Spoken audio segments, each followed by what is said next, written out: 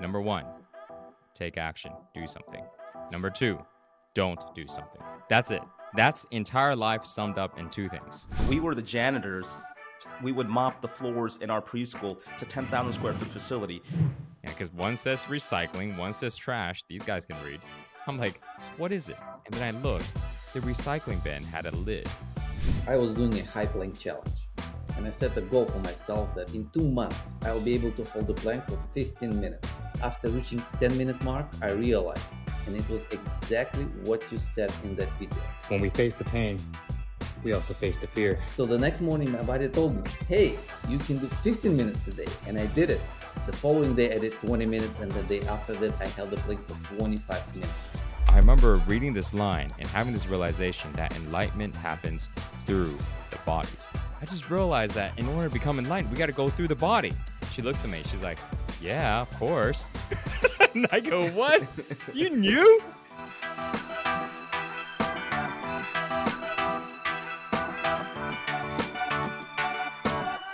The Avenue of the Strongest is a podcast dedicated to exploring the lives and experiences of the most inspiring individuals from around the world. Each episode features interviews with fascinating guests who share their insights and wisdom on a variety of topics, including education, impact, motivation, health, and learning. I'm your host, Vlad Suleiman. And Ania Chowdhury. Today we have a truly inspiring guest joining us. You may know him as a founder of Six Pack Shortcuts, the massively popular YouTube channel and fitness program that helped countless people achieve their fitness goals. But Mike Chang's journey didn't stop there. After reaching the pinnacle of success in the fitness world, he took a step back to embark on a path of self-discovery, personal growth, and transformation. Today, Mike is dedicated to helping others find self-acceptance, inner freedom, and happiness through a unique holistic approach that combines 5 methods of training: tapping, massage, strength, yoga, breath, and meditation. His mission is to empower people to break free from limiting beliefs, release emotional barriers, and transform their lives from the inside out. Mike, welcome. Thank you for that. Happy to be here. This podcast is sponsored by Argo Prep, an award-winning edtech company serving over 1 million students nationwide. We understand that as parents, you want to ensure that your child receives the best education possible. Say hello to Argo Prep. With over 15 plus educational awards earned in just the past year, Argo Prep's platform offers your child video lessons, quizzes, drills, printable worksheets, and more. Best of all, your Argo Prep subscription comes included with 4 comprehensive digital workbooks that cover all 4 subjects: math, ELA, science, and social studies. Visit argoprep.com today and start your free trial.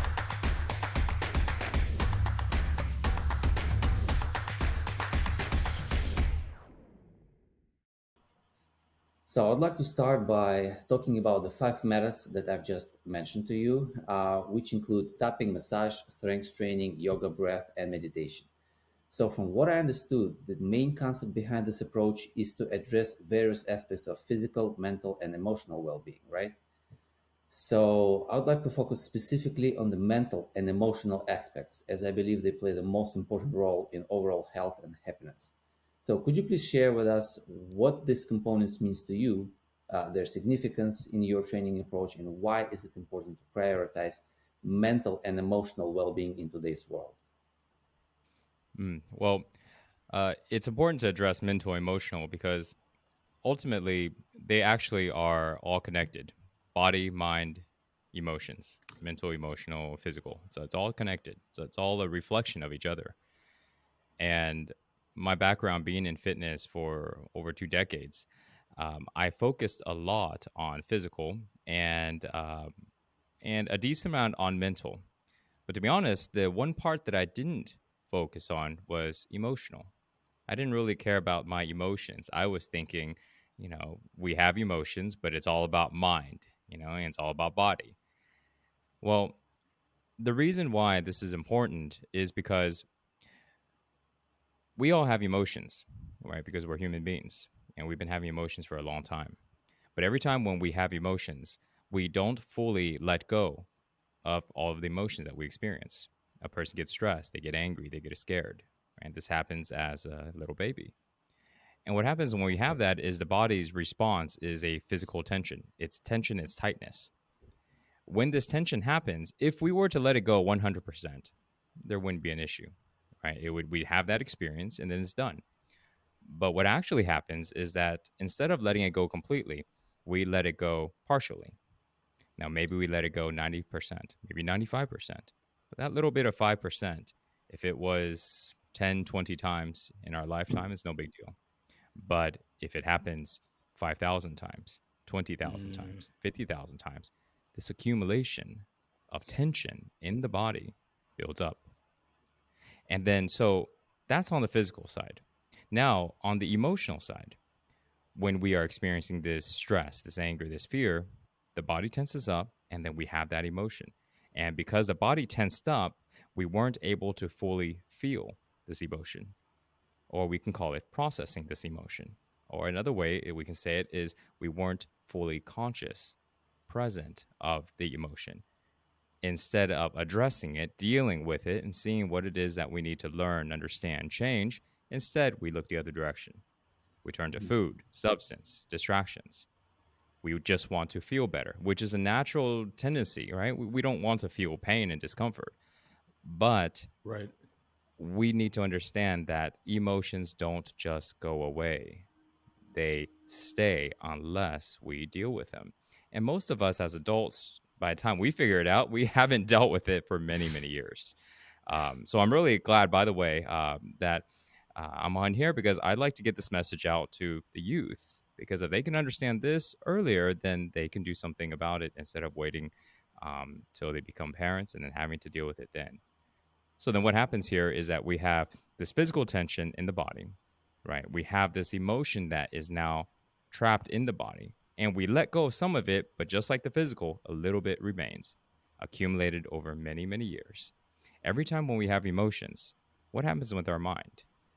Right? If you think about like the last time you were stressed, Vlad, all right, or you were Hmm. angry, and yet like didn't your mind change? Like the way we see the situation, right? Absolutely. It's you start having some Absolutely. angry thoughts, perspective shifts. It's like beer goggles. It's like you have enough beers and Yeah. you start to Yeah. see things a little different. Um, so when we are experiencing emotions, the way we perceive the world, the reality, the situation, ourself changes. It's based on the emotion that we are having. So now going back, we got this physical tension in the body. We have this accumulated emotion in the body. Every time we accumulated a little bit of emotion, we have this tiny little bit of this lens, this emotional lens that covers over our eyes. Now, in psychology or when we look at the mind, we can call it beliefs.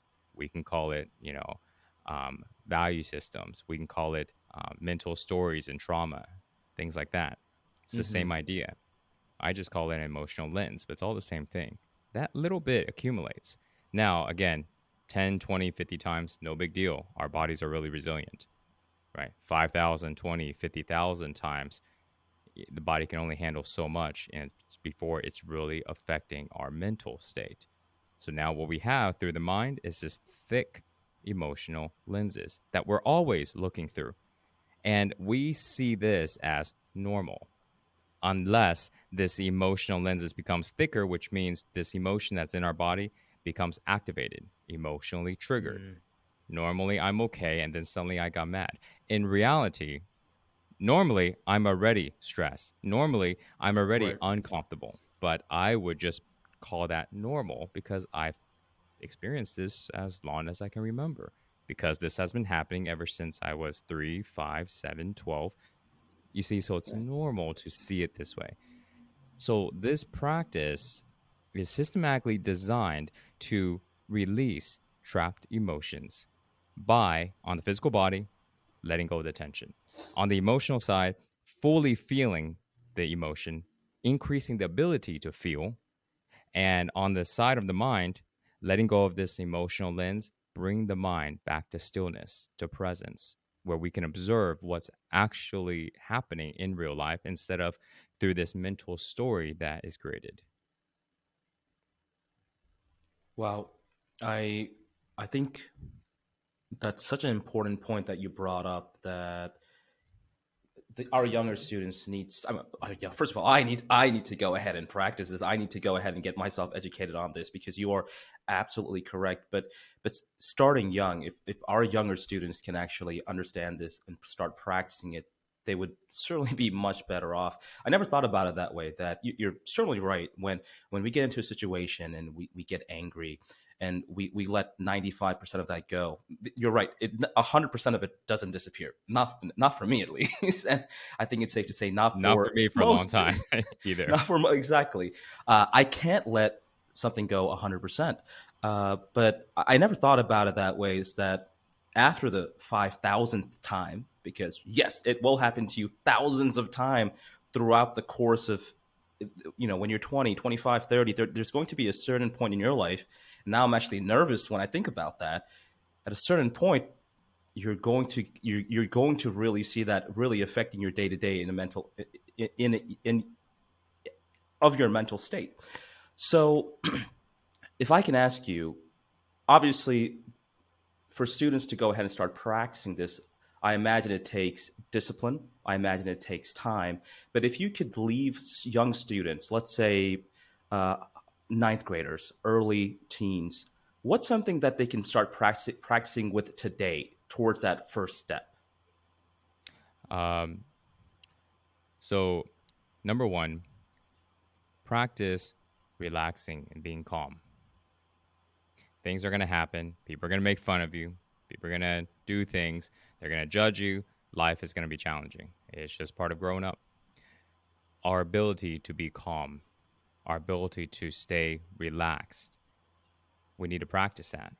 We don't just practice it when we're in a situation. It's too late. It's like a person who never practices and they just want to play the game. Yeah. And it's too late, right? So we got to practice. So we look for opportunities to practice. Now, the next question is, well, how do we practice, right? Well, first, I mean, they can do this practice. This practice is done by anybody. It doesn't matter the age. I have kids doing it sometimes. I have people in their 60s and 70s doing it. I created it so this way it's done by everybody. That was a real intentional thing. But for people that aren't doing this practice, what I would recommend, number one, stretch. Right? This would really help. Number two, learn how to consciously breathe, which is really simple. It's not a complicated thing. All you do is just be aware of your breathing, because breathing is an automatic thing, right? It can happen without us having to think. But now let's just consciously breathe. Right? That one breath, now do that 10 times. So now when somebody's upset, somebody's frustrated, slowly breathe. And what's happening? Because they know this, they've heard of this, but a lot of people don't understand why. And if they don't understand why, then they won't do it when it's needed. They won't practice it because what's the point? The reason why we consciously breathe is we take the attention away from our mind that is complaining, blaming, scared, and creating stories. We take our attention and we bring it to the breath, to the present moment, because the breath exists now. When we breathe, automatically we start to feel, and that exists now. So by taking our attention to our breath, we are taking our attention to the present moment. And when kids start doing this, again, it's not rocket science. It's not hard. Right. Just breathe. That's it. But what they're really training to do is learning how to take their attention to the present moment. And that is how we silence our mind. Now imagine a Wow. ninth grader practicing this and then starting to see the difference between I'm in my mind thinking and chasing all this stuff and getting really frustrated versus, okay, well, I know a really simple tool. I can stretch when I'm feeling this tension and this pressure in my body. I can consciously breathe anytime. I can be walking, I can be doing anything, and I can consciously breathe. And Yeah. just by doing that, stretching helps release the tension. Anybody knows how to stretch. Don't worry about any fancy moves like standing on your head or some super yoga move. No, just whatever stretching you learn in PE, whatever stretch that you've learned, it doesn't matter. Just do it. Breathing, same thing. Now the breath brings the person back to the present moment. This is how they learn to silence their mind. And now when they learn how to silence their mind at ninth grade, by the time they're in college and there's bigger challenges, well, the fact is there is no problems in life. Problems exist in the mind. The mind creates Mm, problems. We take a situation that's happening and then we label it as a problem. We create a mm, story out of what's happening. yeah. And then when we learn how to be present, we learn how to do the only two things that exist in life. Number one, take action, do something. Number two, don't do something. That's it. That's entire life summed up in two things. Every Yeah. time you are only doing one of those two things, aren't you? Taking action or not taking action. Now, what we have to do is just decide which one to do, when's the right time to do one of those. But that's really Right. it. Yeah, all That's about life. priorities. Yeah. Yes. What is funny is that I don't think I even ever saw even one person. I mean, I'm speaking about the kids, let's say ages up to 15 or 18 years old, when they are stressed and they are calming themselves down by breathing. I mean, how to deliver this message to them? It's, I think it should be coming from the parents, no? So parents should be practicing it first of all in the family, so kids can look at them and basically duplicate these actions. Otherwise, Yes. I think this is very hard mission to deliver to youth. They better Well, go I to think, TikTok to relax. well, actually, yes. I think it's, here's a good example. You guys know about ice baths, ice Yeah, plunges. Yes. When did you find out? How many years ago? Cup. maybe a couple years ago. Right. About 3 years ago, right? Yeah. So I found out about 8 years, about 8 year, nine Mm. years ago. But how long has it existed? Right. so so it took Right. Mr. Wim having to go out there. He's been doing it for about going on about 4 decades, Yeah, Yeah. right? So exactly. From him, I we found shared out it. that. Yeah, right. So you shared it enough, and eventually people start to talk. This things that we're talking about right now, what I spend a lot of my time doing is sharing this with everybody and who is willing to listen or who needs it, either way. Because the fact is, more people need to be talking about this. The the method to understanding how our body and our mind and our emotion works is not that complicated. It really Mm, isn't. It's just that people, they don't spend enough time to learn what it's actually happening and how we can get to the place that everybody wants to go. We can call it inner peace, we can call it happiness, we can call mm, it bliss, we can call it being authentic and genuine, which then rolls into following my purpose, following my passion, not caring about people's judgments, etc. there's there's a lot of paths that point to exactly the same thing. And that same thing, that is how we become happy. That's what everybody ultimately wants. But most people that literally has been on this path for years. I just had a conversation today with a gentleman who's been on this path for about 12 years. And he's telling me about all these different practices, all these things. And I go, well, how do you solve it? He's like, well, it's like unattachment. I go, okay, so how do you do it? And he's like, well, that's the thing. I mean, it's the most difficult thing. I go, okay, so how do you do it? And he's like, well, I can tell you what my teachers told me. I go, okay, what did they tell you? And he's like, well, do these practices, do this, do this, do this, do this. I'm like, okay. So you're telling me you spent over a decade and you don't know. You just know do these mm. practices. That doesn't work. He does do the practices, but it's not. You missed out on the first step. You got to know what it is you're doing. And this is the Mm. thing. Everybody's doing random practices, but they don't know That's a what good. they That's a don't good know how point. their body and mind and their and their emotions actually work. So it doesn't matter. It's like you want to build a house. Let me give you all the tools, but you don't know how to build a house. But you just keep trying to slam hammers and drill this and cut this. Right. It's like we kind of missed that first step. Let's figure out how to build this house. Now that we know how to build this house, now let's give you the tools and teach you how to use it. But right now, people Right. are learning how to use the tools and they don't know how to build. And so I spent a lot of time showing people like how does our mind emotions actually work. And what I explained right there Mm, in the beginning, that's the really basic simplicity of it. That's it. On the body, we hold on to tension. I have never met anybody that is very flexible, very loose, and carries a lot of emotions. It's not that they're, totally at peace. No, Right. but Right. they don't have a really strong emotional charge because one Mm, layer of that emotion is already released because you can't hold on to it if you're flexible. But the second layer is deeper. We have to understand that there's three layers of mind: conscious, subconscious, and unconscious. And when we can mm, understand how that really works, people look at it like it's like like it's just something super, super abstract, just right. like I did many years ago. But it's not. It's actually Mm, really straightforward. Conscious mind is the voice in your head. You hear it, there you go. That's conscious mind. When you don't hear a voice, that means your conscious mind is silent. Now, subconscious mind, that's a knowingness that you have, right? You know where your house is. You right. know I like this shirt. You know I look good. You know I don't look good. You know this. You know that. You don't have to think about it. You see an Right. attractive woman. You know she's hot. You Right. right. You know before you even think. You know that's subconscious. Mm, Unconscious is an awareness of self. It's self identity. I am blank. That is the unconscious mind. There's an awareness of self. So all we have to do is literally on the conscious mind, silence it. Okay. Silence the conscious mind, and most of the issues are already solved. It's not like wow. everything's going to be perfect, but a Right. good amount of Right. it is solved. That's it. Silence the conscious mind. And then after that, operate in your life.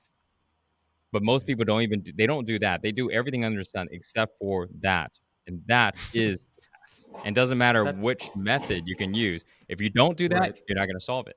It doesn't matter how much you know. If you don't do that, you can't solve it. I spent so many years and I kept going around in circles. About 2.5 years in, I'm talking to this person who's been on the path for over 15 years. And here we are talking about, yeah, we do this, do this, do this. And I was thinking, like, so you're on the path for 15 years and you have the Right. same problems that I do. We're talking about the Right. same issues, the same struggles. And I'm thinking, if I'm doing the things that you're doing and you're still doing it and it hasn't worked 15 years from now, I don't think I'm that much smarter than you. I don't think you're dumb. I Right. think you're really educated. Something is up with our approach. And so Right. from there, I took a step back and I was like, no, I need to do something different. Something is up. What is it that we're missing here? And I went back to the drawing board. And this after about 2.5 years in, after leaving Six Pack. And I started to look and go, what am I missing? Everybody's talking about all Mm, this stuff, but people aren't actually getting, quote, healed. People aren't getting the results that they want. They're still dealing with stuff. And then eventually I started to understand what I'm sharing with you, just about the tension, about feeling the emotions, and about the three levels of mind. And then I go, oh mm, my God, okay. And then once I understood it, that wasn't it. And then I started to move towards it. And that was another journey. But I first had to mm, understand that. And that's, I think, is what's missing right now because there's so many cool practices and all the right. stuff that's coming out, tools and stuff. But if somebody understands what it is that they have to do, silence your conscious mind. So this way you can operate in presence. Everybody knows about presence, but they just don't see it as conscious, unconscious. And they don't see it as the three levels. Once they see it like that, then they realize how it works. And then they can go and learn how to operate without a constant voice in their head. And that's all they have to do. But it takes a lot to do that, and that's the Yeah. work. Yeah. Wow. Well, we're going to continue talking about some of the incredible work you're doing right now with Flow 60.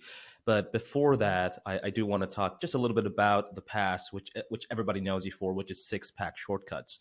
Now, Mike, when my team, when we first, and thank you so much for getting on with us and talking with us on the podcast.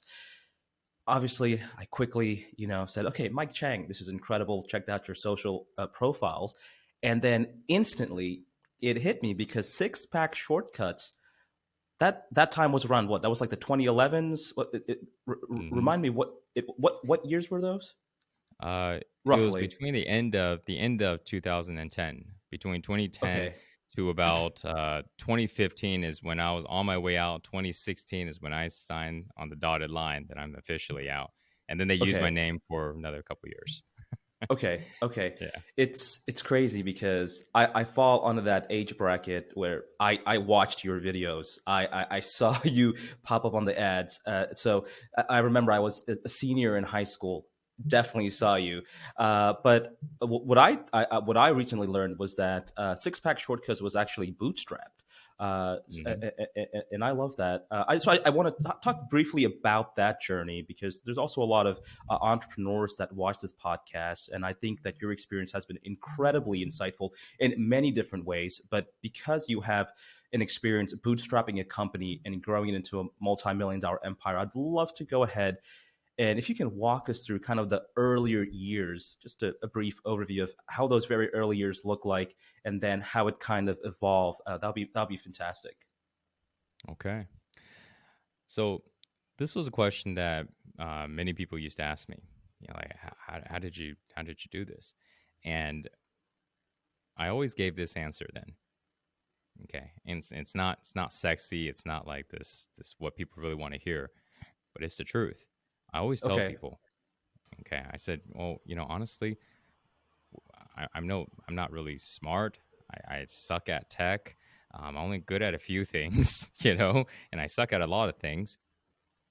I just worked my ass off. Mm, Most people just don't have the work ethics. yeah. I can outwork people. That's the only thing that I can do. You know, like I've been doing it all my life. You know, I see somebody doing well, and I want to do better. So then I keep working until I'm better, and I don't stop. Well, you work 10 hours, I work 14. You Yeah. work 5 days a week, I work 7. So this is what we did because we didn't have any money, you know. And Right. also, how much can you take? Someone goes, "Oh, well, I need to have this lifestyle." But my mentality is whatever it takes. So we didn't have money, right? This is a bootstrap thing. So I was broke for about the first year, constant overdrafts in my bank account. Um, you know, I usually had an average of about $200 in my bank, sometimes 150, and then sometimes way negative. Like I buy a can of energy drink. I used to drink a lot of energy drinks, you know, Yeah. back in those days, and then I go buy something else, and then I look on my bank account. There's two overdraft charges. Every one of them is Yeah. 35. So it's like $70 overdraft. I'm like, oh my god. Yeah. And then we're not even paying ourselves much, so we pay ourselves like, you know, $400, and then Yeah. 200 of it goes towards paying overdrafts. And I got $200 for like the next month. So this was how the first year was. Almost every dime that we made, we put it back in the company, and we just worked a lot. You know, we were working. My partner and I, you know, we were working 100 miles an hour type of thing. You know, everything Yeah. is urgency, and there was no. And we were, you know, we were the boss because it's our company, but we didn't look at it as we got time. We look at it as the opposite. Like if we don't do it now, it'll never get done. So go, go, go. And that's what allowed us to be successful. Now looking back, there's some things that I would definitely change. It was a really good lesson. The hard work part that remains the same. I'm Mm, doing this now. I've got a couple companies again, and I left everything after six pack, and I just rebuilt it back up because you know they can't take what's in your head, right. and bootstrapped almost again. But the difference now is that because of what I'm sharing about learning how to silence the mind, learning how to release fear, now the work ethic's still the same, but you just don't need to have the worry and the pressure and all these Mm, things. You that's what know, I was going to ask. Yeah. yeah, yeah. Wow. So you know, the first year was really really tough. I remember um, we had this mentality of you know work hard and then party harder. Okay. Yeah. So looking back, people that meet me now that didn't know me before, you know, they're like, "Wow, you're like a different person," Mm, and you know, we can say that. Um, we worked really hard, but we had a lot of fun. Usually, it just involves tons and tons of alcohol, tons of alcohol, lots of smoking, and you know, yeah. looking back, this is how all of these things had led up to something. Because if I didn't have tremendous amount of addictive behaviors, food, substances, all this stuff, I'm not able to help the people now that are Right. dealing with those.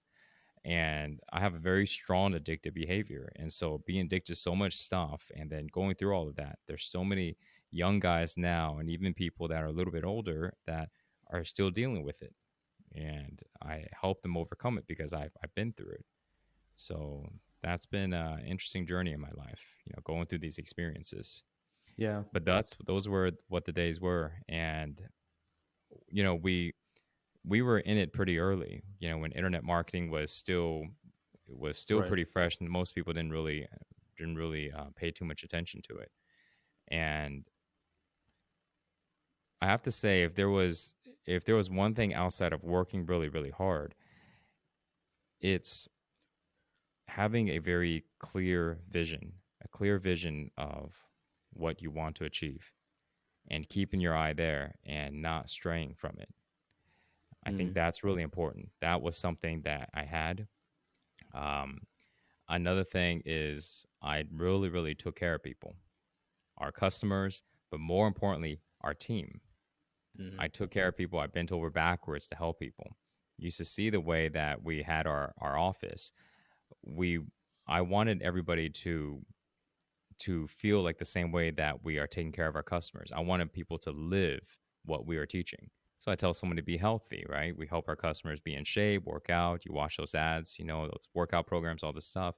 So then we promoted it in our office. We had a gym in the office that I get people to train, I lead people through workouts. We had mandatory workouts every single morning, including yoga.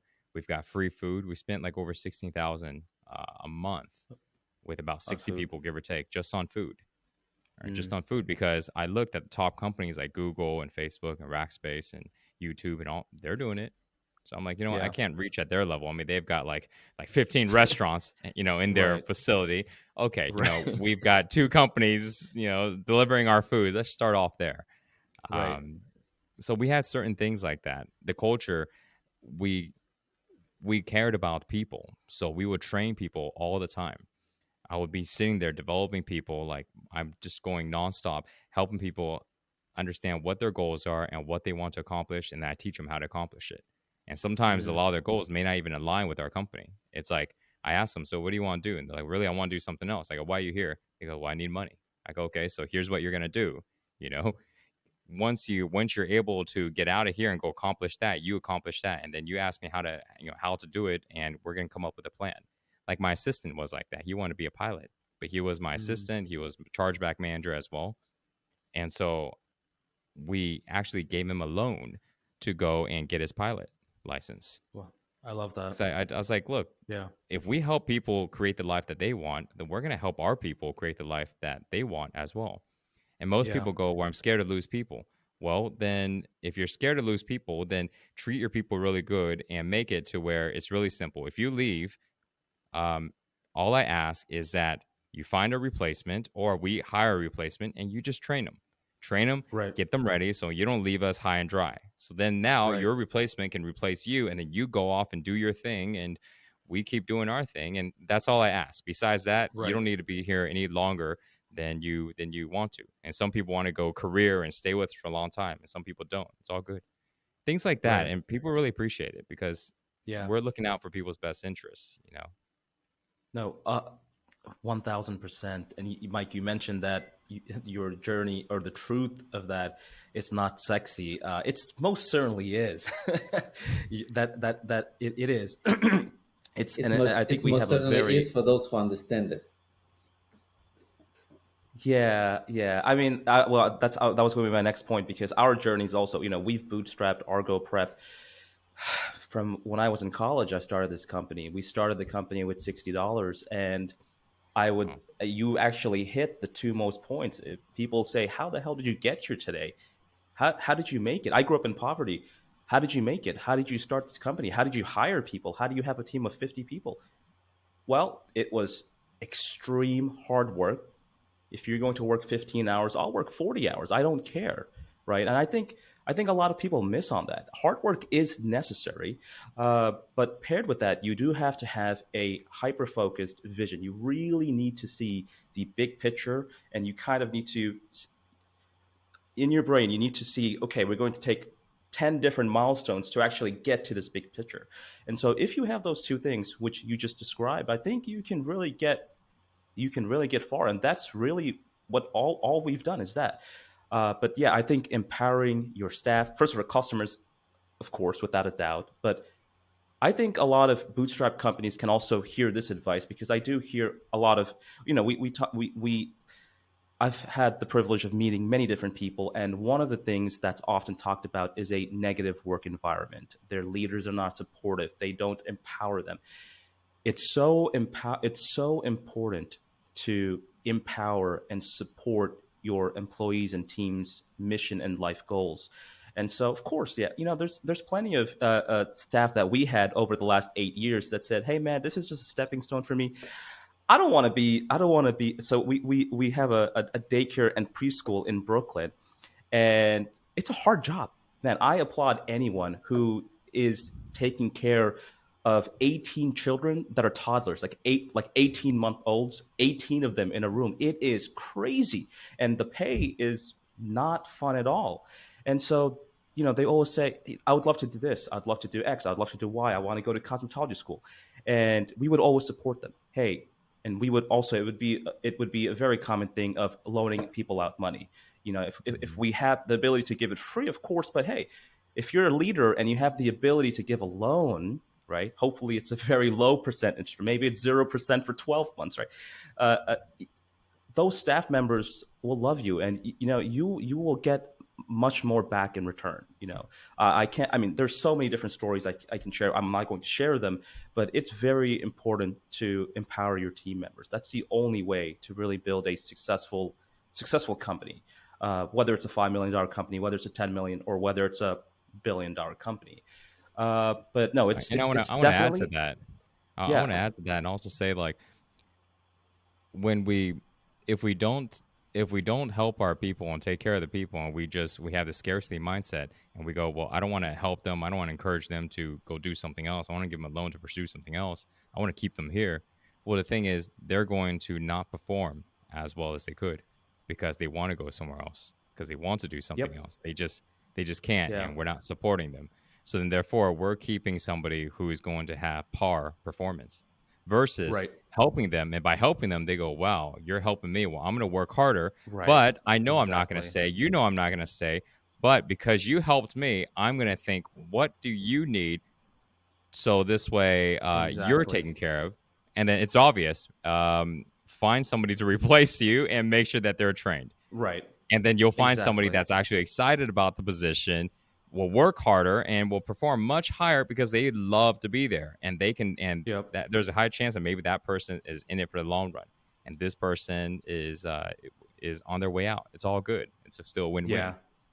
Yep. Exactly. And another point that I like that you said that you overworked whoever, I mean, was thinking, how did he do it? So you work really hard. And I think what is one of the important moments here that people don't realize at start. They think that when they start a company that they should hire employees right away. They don't realize that everything should be done by yourself. Even maybe for the whole first year, your partner should be working just by yourself, and you will have several roles. You will be CEO, you'll be marketing guy, you'll be content creator, you'll be You'll be this, the this, this, this. janitor. 10 roles. Yeah, janitor, You'll be exactly. the janitor. We were the janitors. We would mop the floors in our preschool. It's a 10,000 square foot facility. We had Cool. 27 full time teachers, staff members there. When we came in, we would clean every single bathroom, every single toilet, because there's a stall of toilet. That's what we would do.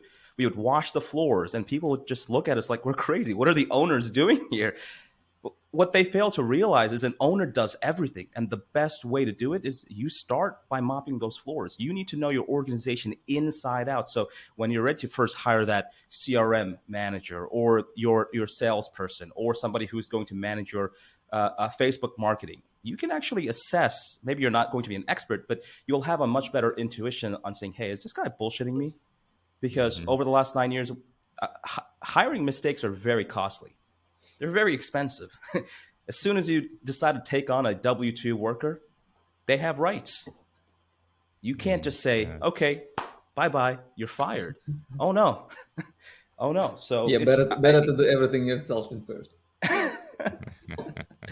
That's But yeah, that's I totally agree. We had cleaners, but well, later on we had cleaners, but I remember I'm in this 6,000 square feet office and I go into the restroom and the restroom's dirty, so then I clean it. yeah. I go to the break room and the break room is dirty, so then I clean it. We have a giant recycling bin and a giant trash can, and everybody keeps throwing all of the plastic stuff in the trash. And so I would dig into trash every day and then rinse it and then put everything in the recycling. And then one day I Mm, figured out something, and this helped me understand just how people function. So it's an interesting story. Um, and this kind of involves into something else. So this trash can and this recycling, they're next to each other, right? And they're like this giant big bins. And we would fill up this giant recycling bin. It's like a full big one almost every day because of the amount of plasticware. And I'm like, wow, we are contributing to that landfill big time. And I'm looking at like, well, why don't we just toss it in the recycling bin? Why is the trash being filled up like this? I mean, it's just next to it. Why aren't people doing it? And I'm standing there looking at it. And there was only one difference that I can find. Yeah, because one says recycling, one says trash. These guys can read. I'm like, so what is it? And then I looked. The recycling bin had a lid on it. The trash can mm, didn't. So I go, mm. you know, I wonder. So then I swapped the signs and I kept it in the same location, but I swapped the signs. So now the place where the trash was, it's still the trash, but I swapped the bins actually, and I swapped the signs. So now the trash had a lid and the recycling was open. Now, literally in one day, the next day, the recycling was like over doubled the amount from the day before. And within a week, the recycling looked like the trash from last week, fooled. And so this little change just Yeah. further helped me realize that people, we want the easiest path. We want any type of obstacle that's in front of us that gets us to have to go a little longer, do a little extra, decreases the chances of doing it. And that's Mm, always stayed with me. I want to stay fit. So I always have so many accesses to gyms, to workout equipment, to stuff. I lived in Austin, Texas when I was running Six Pack. I had three memberships, like three gym memberships. And that's on top of having a gym at my office at and the a gym at office. home. Yeah. So, Wow. and people go, wow, you have five different. I'm like, yeah, because the way I see it, it's like it's not just 60, 70, $80 a month, $100 a month. My brain goes, how much is this $100 a month worth? If I go and get a workout in versus I got to go to way to that gym and I don't get it in, what's the Right. opportunity cost of me not getting the Right. workout in?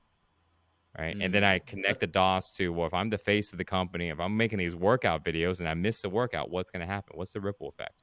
If my body fat is a little bit higher and then I got a photo shoot and I don't look as good and someone looks at it and go, I don't trust this guy. He's got extra rolls there and he's selling six pack. So I looked at it as that. So then therefore I always had a lot of gym memberships around. I always had access to that. Food, Mm. same thing. And so I looked at resources that like that make our life easier to do the things that we need to do. Don't make it hard, make it easy. Spend the extra money, invest in the extra stuff. Make it so this way if I have to lift a finger less, I would do it. What do I need to do to lift the finger less? And then I do that completely across the board. I've been doing that for a long time. I still do it now. I've got like a whole bunch of pull-up bars everywhere around the house. Like there's one behind me just right there. And there's another one when we open the door here, there's another one I can see it there, and then there's three more in the middle floor and then like four more in the next floor up. Wow. And I Wow. just ordered two more today because I need to have one in both filming rooms. I got two filming rooms, both need to have it. I got a gym that needs to have.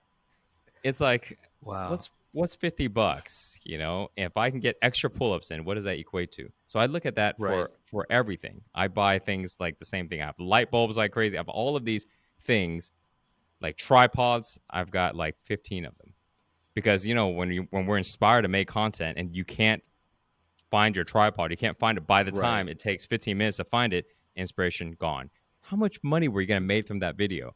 How much more Right. value could you have gave with that one video, but the inspiration's gone? And then you're going to sit there and try to rethink it, figure it out, write scripts on it. Doesn't Hmm. work that way. You could have knocked it out in 5 minutes if you had it right there. That's such a good point. I've never thought about that actually. Yeah. Wow, I've never thought about that. Today. I'm going to spend some time today, Yeah, you and guys are think content about what. creators. You know about the Yeah. inspiration. You know when you're hot and you Yeah. go, "Oh, I got an idea. I can." Yeah, you Yeah. guys are talking. You guys are excited. Then have you guys ever said, "We should have cameras on us right now. We should have a mic." Now Definitely. imagine if you guys are talking and then there's and you literally just grab a mic and go, "Oh, here it is." Okay, so anyways, boom, boom, boom, boom, Yeah. boom. That conversation would be so good and effortless because you're in it, That's yeah. right?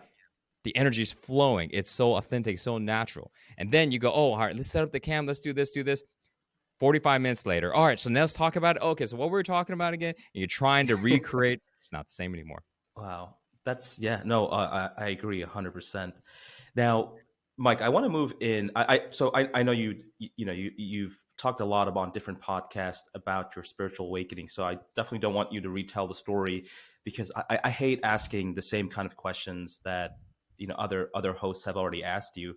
But instead, I'll kind of ask just if you can just briefly summarize or briefly talk about your spiritual awakening, and then just fast forward to today. What is Flow 60, and really, how did you create it? I want to learn about those early days, or early maybe even a year. I'm not exactly sure how long Flow 60 has been out for, but now how do the early days look like over there?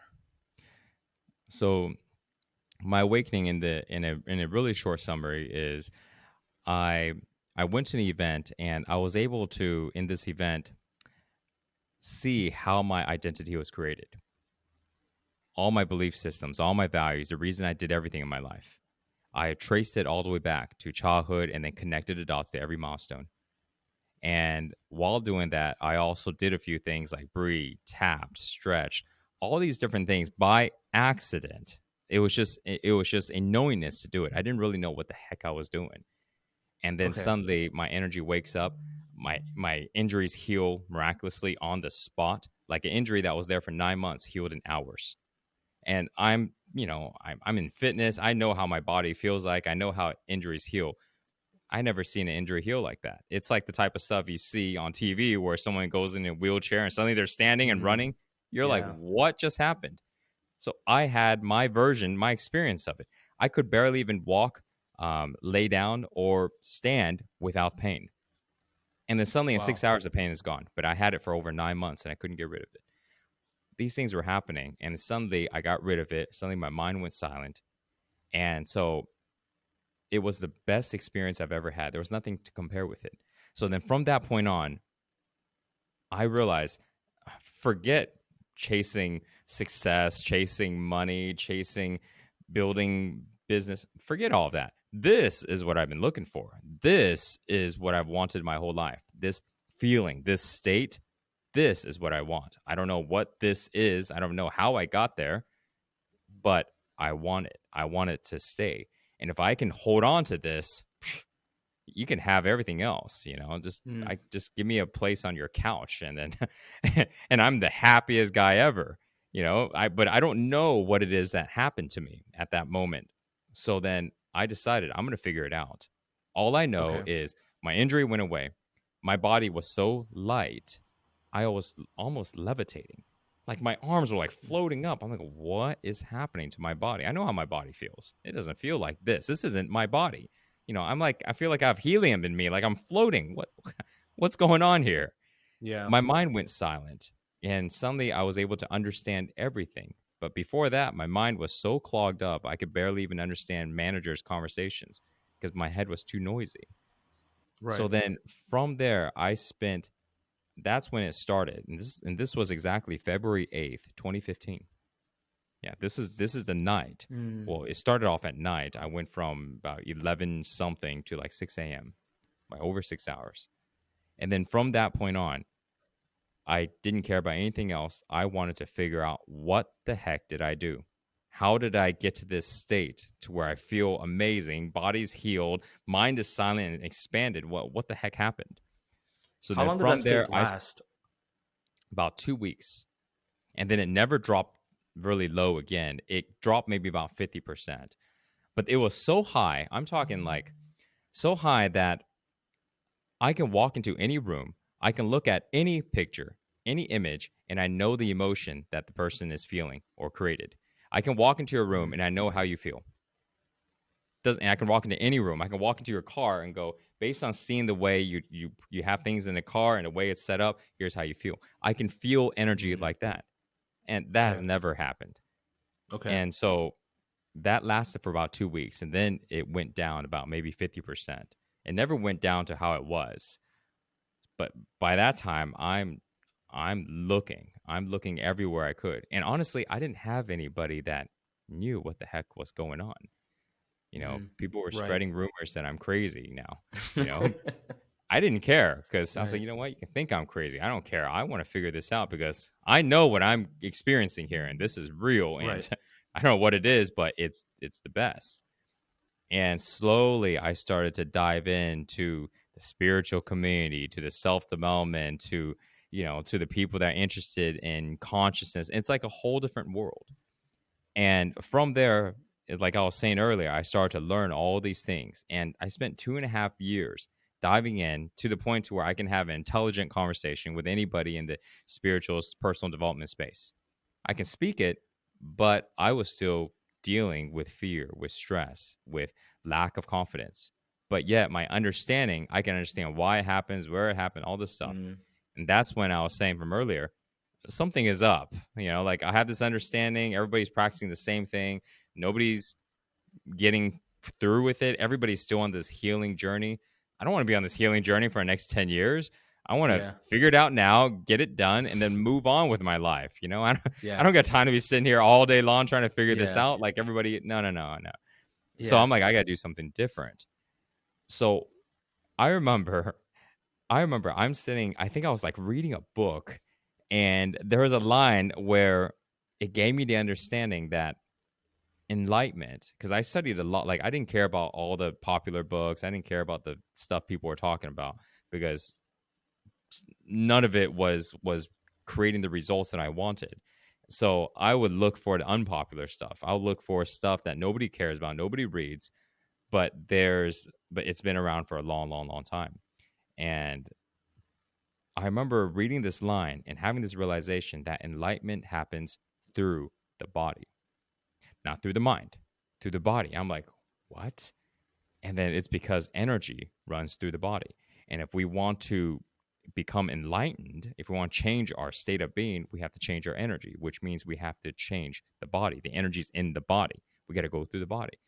And I remember coming out of my room and my housemate was there and her name is Shelly. I'm like, Shelly, I just realized that in order to become enlightened, we got to go through the body. She looks at me. She's like, yeah, of course.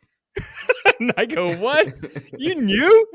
So she's been on the path for like 8, 9 years, and Okay. Okay. and her partner as well, they're into all kinds of stuff, and I remember that was like this first epiphany, and this was about maybe a little less than a year in. So Okay. eventually I started to kind of have my compass, adjusted and fixed, and I started to understand the concept of what I shared earlier about needing to let it go in the body, letting go of the tension, all this stuff. So then I realized that had to do with doing the work, doing practice. It wasn't just about Mm, learning and learning. And that learning is right. actually at some points not good because it just keeps the mind going. Okay. And so you have to be present. So then I started to do practices. And then I started to do all kinds of practices.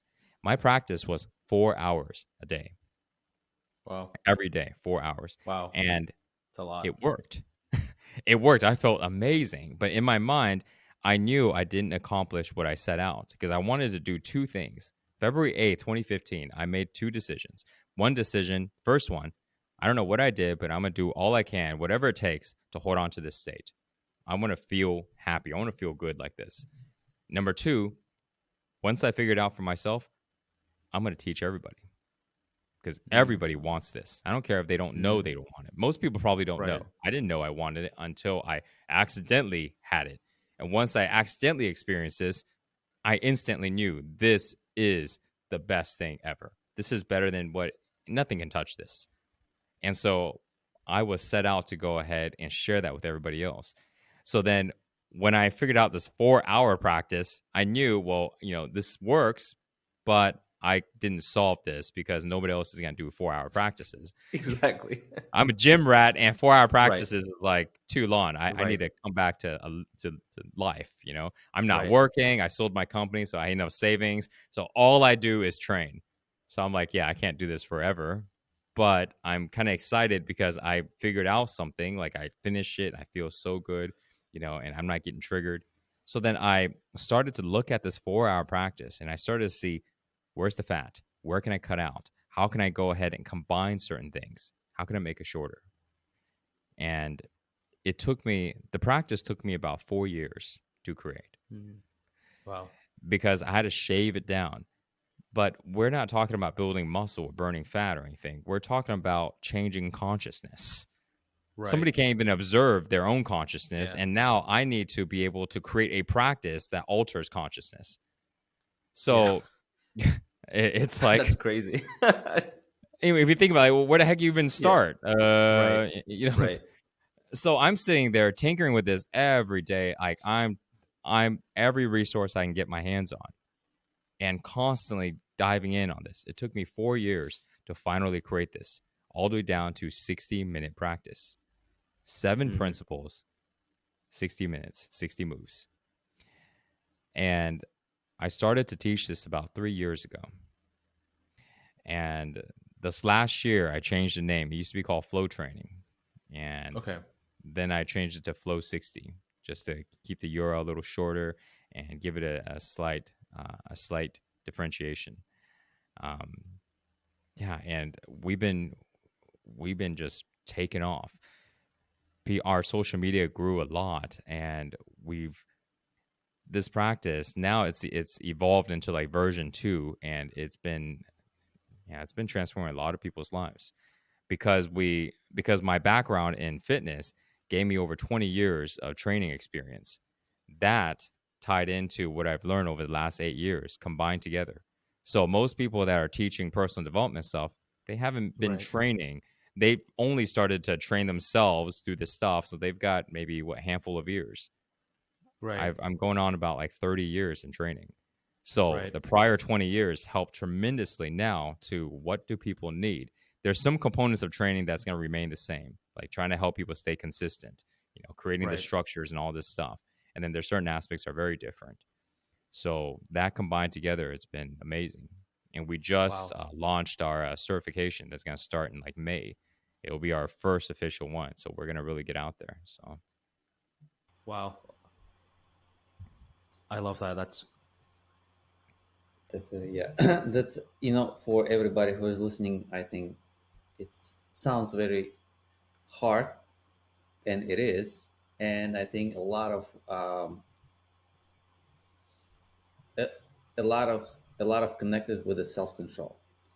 So this is actually what I want to speak about next, which is self control. And there was one video that really resonated with me when I was preparing for the interview. You shared it on Instagram, where you speak about the principles of always listening to your body. So let me share a mhm. story from my personal experience. About a year ago, I was doing a high plank challenge. And I set a goal for myself that in 2 months, I'll be able to hold the plank for 15 minutes.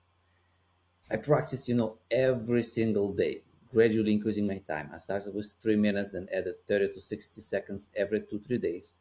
And then after reaching 10-minute mark, I realized, and it was exactly what you said in that video. So let me quote you. We stop depending on just a systematic box thinking, and we start to be actually see and feel what our body needs at that moment, and we give body exactly what it needs, nothing more, nothing less. So the next morning my body told me, hey, you can do 15 minutes a day, and I did it. The following day I did 20 minutes, and the day after that I held the plank for 25 minutes. So I have two questions here. Could you share the circumstances under which you had this realization? And second, could you explain what it means for you listening to your body? So when we're listening to our body, the way we approach that is the same way that we approach life. We want to accomplish something, but instead of listening to our body to see if our body can accomplish that, we listen to our mind. And this is how we are learned. Mind over body, mind over body, right? So yes, we can use our mind to overrun the body, but why do we always want to? Because if we don't listen to what's actually happening with our body, then what we're basically saying is that I'm going to accomplish a certain goal and I don't care the consequence of my body. Because if I was to care, I would listen to my body and see, I want this goal. Okay, well, what is my body saying? Can I handle it? It's like I want this car to go ahead and go 200 miles an hour. Okay, but let me also pay attention to the car and see what's happening once I hit 100. Right. And that thing is Right. starting to shake, and I feel like the wheels are going to come off. Am I going to try to Right. push it? No, right? So in my body, I need to listen to it, and this goes with pushing it to the extreme or taking it down. It's both ways. But now if we look at this in everyday life, same thing. I want something, but what's happening, right? And what's happening is different than what I want. We can't just avoid what's happening. We can go, well, I don't care about it, I want what I want. Well, you can keep wanting what you want, but what's happening is reality. It's what's real. And if we don't pay attention to what's actually happening, then we create a lot of resistance. Resistance is like with people, it's force. I want you to do something, but you don't want to do it. Now you're going to resist, and I'm going to have to try to force you. And now we create problems. Now, on the inside of us, I want to do something, but a part of me don't want to do it. My body doesn't feel good to do it. Or the other part of it is scared. So now I have resistance. One part says yes, one part says no. Because I'm forcing myself. So when we understand that this is happening, there is a time to force, but people use it as if this is the only way to do it. They force themselves constantly, and therefore, Yeah. because they force themselves, they also force other people. And the fact that we're talking about entrepreneurship, it's entrepreneurs that do this the most. Mm. People that aren't doing anything with their life and they're not creating and all this stuff, they're not they're not doing that much forcing. They're just complaining. But once they go, they're basically in what I call the victim mentality. The world is happening to me, I don't have the power to do it, I wish I could but I can't. And then once they get out of this mentality, they go into the next one. This next one is go from I don't have power, I'm a victim, to I am in control, I'm creating everything. This is the entrepreneur mentality. I'm controlling everything. I'm controlling everything. Okay. So you're controlling everything. Now you're very stressed. Now you have a lot of pressure. And you have a lot of worries. You're carrying your company on your shoulders and it's heavy. So when we start to listen to what's happening, we can let go of, we can be okay with what's happening. We don't have to be attached to the outcomes. We can still go after things, but whatever happens, we can accept it. That's the balance. Right. But a lot of entrepreneurs, they're in the my way or the highway type of thing, or they're in the I want this to happen. If it doesn't happen, I'm upset. And if it happens, I'm happy. So they're just constantly fluctuating. But what they want to get to is I want this to happen. And if it doesn't happen, I'm okay with it. But now that being said, what should I do next? Right? There's only two things we do in life. We take action or we don't take action. So I need to take Right. action. Okay, what action do I need to take? Right. Most of the time, the next phase after this control entrepreneur stage, this consciousness, is they go to the other extreme because the pendulum, if it swings extreme on one way, they got to swing extreme on the other way. So then they go into this, oh, I'm going to surrender. I'm going to let go of everything and I'm going to go ahead and travel. I'm going to go to Bali and go and find myself and do the eat, pray, love thing. I'm going to go travel the world, go live in the van, go take ayahuasca in the jungles of Peru, unplug from everything, sit around and do nothing for a while. Okay, been there, done that. So they go to the extreme. And it's necessary, but how long is another thing. So then now they go to the I don't want to control anything. I'm just gonna go with total flow. There's a problem with that. And the problem is you don't create nothing. Because if you go ahead and just go in total flow, then your desire is not being executed. You're just going with everybody Right. else. So then therefore you don't feel purposeful. So then they go there, and then the next place that they go is they come back. And they come back and they learn how to operate in the middle way, or we call it the Tao. So the only problem is when they come back to the middle way, they need to learn how to operate there. Because if they don't do it right, they go back to the other extreme where they're controlling everything. And they go, this ain't right. And then they jump to the other extreme of doing nothing. And they go, something's wrong there Yeah. too. This middle Yeah. way, it's delicate. The students that I work with that are entrepreneurs that are wanting to go after work, this is a really, really popular topic. We talk about how to deal with situations, how to deal with coworkers or teams that are putting all this pressure on you. What do you do when you have a boss that's all this? What do you do? There's all these situations because we have to understand this new perspective. We have to learn how to make new decisions because you can't make it in the old way of control, but you can't make it in the surrender and then just let everything be.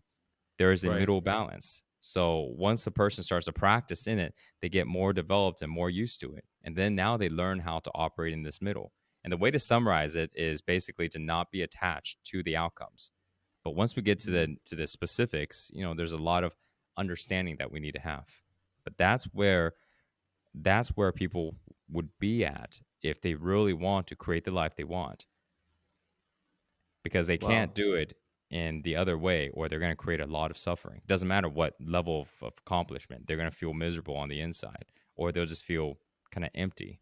And then the other way of total surrender doesn't work either because they go broke, they're not following their purpose, they're Right. confused. So Mike, I want to ask you just two last questions over here I have for you before we conclude the interview. I want to go back to talking about silencing the mind or silencing the conscious mind. mhm. It's not rocket science, as you mentioned, right? It's not super complex, but it's also not easy. Maybe because you have to have discipline and you have to have consistency to achieve that. But again, I kind of want to ask Mike if I want to take something back today and I want to practice at least one thing, just one little step. Because I really do love that concept of silencing the mind. It's so important. Yet, I mean, I can't do that. So, what is that first advice that you would have for me? Or maybe is it still stretching? But is there any other components that you can say? Hey, listen, maybe you're not ready to fully immerse into flow 60 because that's where you're going to actually learn it. And obviously you need to have dedication. You need to give your time. You need to go ahead and practice. What's that taste that something that I can go ahead and move forward with today? Cut out the commentary in the mind. The internal internal can you commentary. clarify internal commentary? Yeah, so people talk about their life. They talk to themselves. They tell themselves what to do. Why? Oh, I'm thirsty right now. Wow, I should get a cup of water. Okay. All right, I'm going to go get a cup of water. What am I going to do later? I don't know. What is he going to say? Well, if they say, I'm going to do this, well, then I'm going to tell them, why are they doing that? Right? What's the Wow. purpose? Because this is creating a lot of conversations that aren't needed. This creates noise in the head, and now the person can't focus. If they can't focus, they can't be motivated because they can't focus on the thing that they actually need to think about or need to pay attention to, but their attention is jabbering about things that aren't needed. So stop having these conversations, right? Start off with simple things. We can actually do things without having to ask ourselves to do it. We can actually do things without talking about it. We're doing it all the time. But people will ask themselves to do things. They'll just talk about what's happening. It's not needed. You know what's happening. You can see it, Right. right? Right. But then Right. people will talk about it. Now, the next question, because I'm not going to answer it with go do flow 60 practice, right? But I'm going to answer it another way. How do we stop that from happening? Here's something you can do. Stop imprinting the mind. Because when we imprint the mind, which means we give the mind constant information, now the mind is regurgitating that information. It's like our mind is like a piece of paper. So we watch a video, and then whatever's on Right. that video, the visuals now get into the head. The sounds, whatever sounds it was, talking, sound, it didn't matter, that gets into the head. So now the mind is replaying what it just saw, what it just ingested. Now, a person is, if they're constantly on social media, if they're constantly watching things, shows, and whatever it is, the reasons on why they're doing it is infinite. So I don't care. Oh, why I like Right. this? Well, Right. because it's my birthday. So fine, doesn't matter. But there's only what is. It's like I punched somebody and then, hey, I got a reason for doing it. Well, it doesn't matter. That person just got punched. It Right. is what it is. The reasons don't matter. They're just Right. made up. When we are imprinting, we create more mind activity. So if a person really is serious about doing this, outside of doing the practice, stop imprinting into the mind. Learn how to be silent. Stop constantly taking on things. What's going to happen from there is suddenly a person's going to realize that they are not okay with the present moment. They're not okay with what's happening right now. They're going to say, I am bored. You know what boredom Right. is? Boredom is I'm not okay with what's happening right now. Right. But we gave it a name so this way it's socially acceptable. I'm bored. Yeah, bro, I Right. know what you mean. What the heck is boredom? Here, hey, man, I'm not okay with this moment right now. So you're bored, Yeah. right? Because I'm not okay with what's happening. Well, what's happening? Nothing. That's why I'm not okay with it. Okay, you see, that's what boredom. That's what boredom is. So then someone goes, I can't work out all the time because I can't do the same thing as I'm bored. What they're saying is, I can't accept doing the same thing. Mm. I can't accept. I can't. I'm not Yeah. okay with it. Yeah. But you want the Yeah. results. Yeah, I want the results, but I'm not okay with doing the same thing. Oh, okay. So you want the Right. results, but you're not willing to do the work. Gotcha. Got it. Okay, cool. Well, Yeah. when you're ready, let's talk. Yeah, you're not ready to brush your teeth every day. Also, you're getting bored. Yes. Yeah, right. So, yeah, that's what Wow. I would recommend, Wow. and if they do that, it would greatly change things. Now, obviously, doing the practice is going to change on a much bigger level, but there are habits that we need to change, and those habits are a really big one. I love watching. Remember, I talked about my addictive personality. Right. It's not just Right. drinking or smoking or Okay. eating or gaming or TV. It's everything and above. Wow. So I know what someone is go through. I know how it's like. You know, Yeah. I don't watch much stuff. I, Mm. I really, I really don't. I love it. I used to watch 2 to 3 movies a night.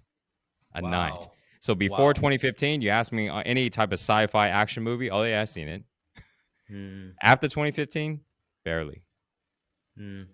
Because I had to choose. Do I want to be in a state of presence? Do I want to be able to operate at a higher level? Or do I want my mind to be filled with stuff and just be playing films and he say, she say, blah, blah, all Right. this stuff?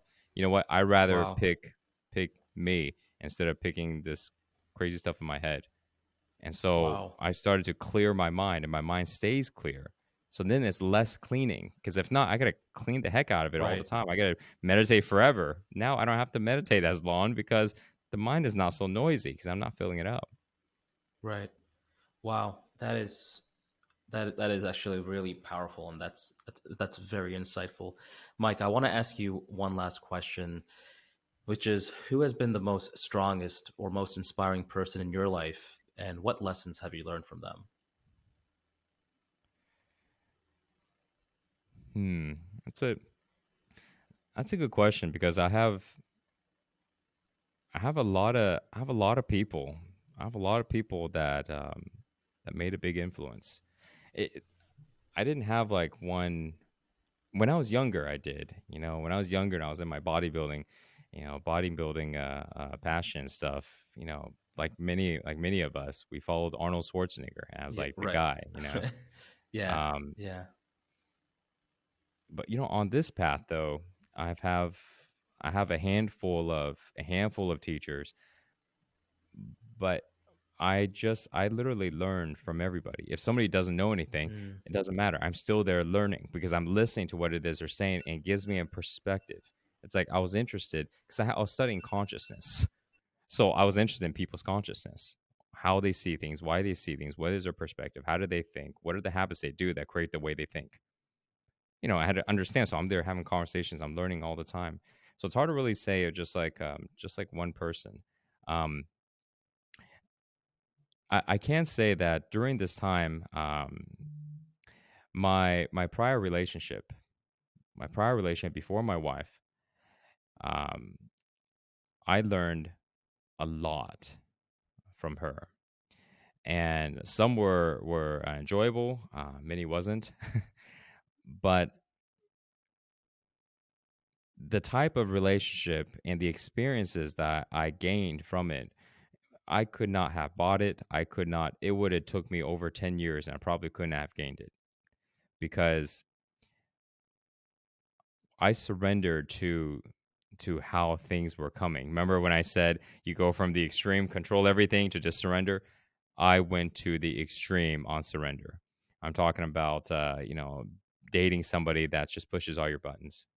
Not she's an awesome person, but sometimes certain personalities, it's just how it is. Like all the things that you don't like, they're just pushing, pushing, pushing, pushing, pushing, and you're just getting triggered all the time.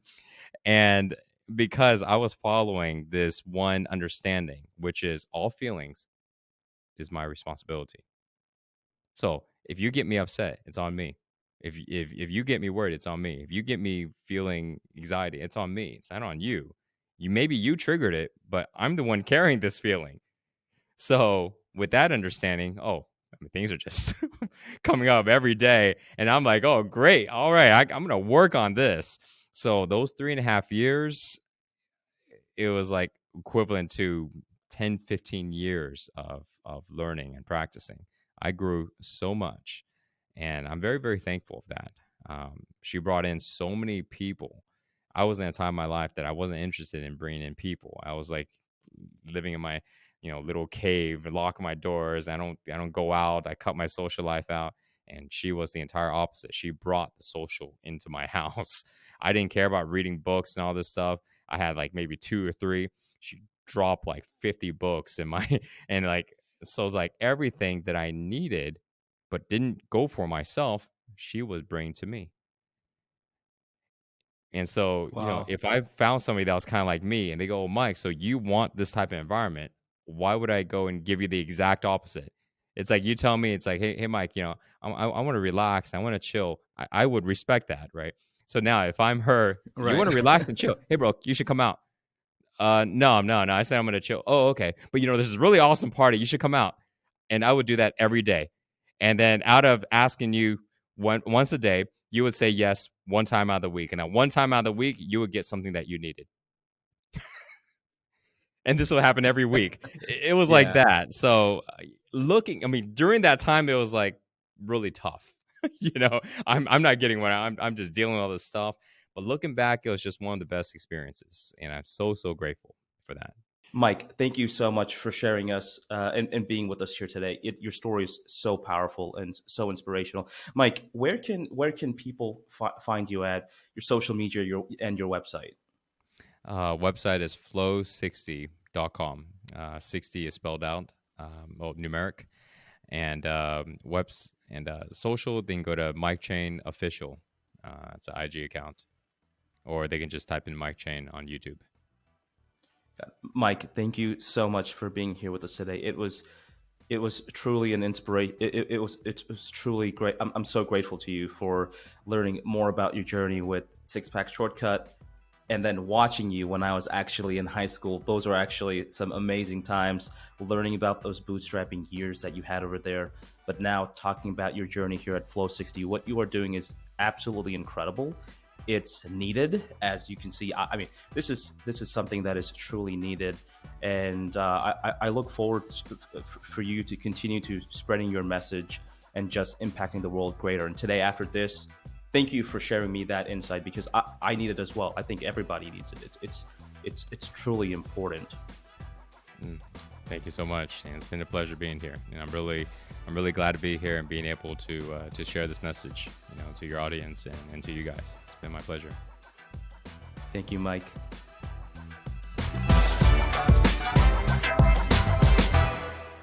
This podcast is sponsored by Argo Prep, an award-winning educational publisher serving over 1 million students nationwide. If you're a kindergarten to 8th grade teacher or principal, be sure to check out our supplementary workbooks to get your students ready for standardized state testing.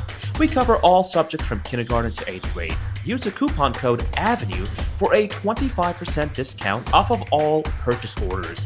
Visit us today at argoprep.com/store.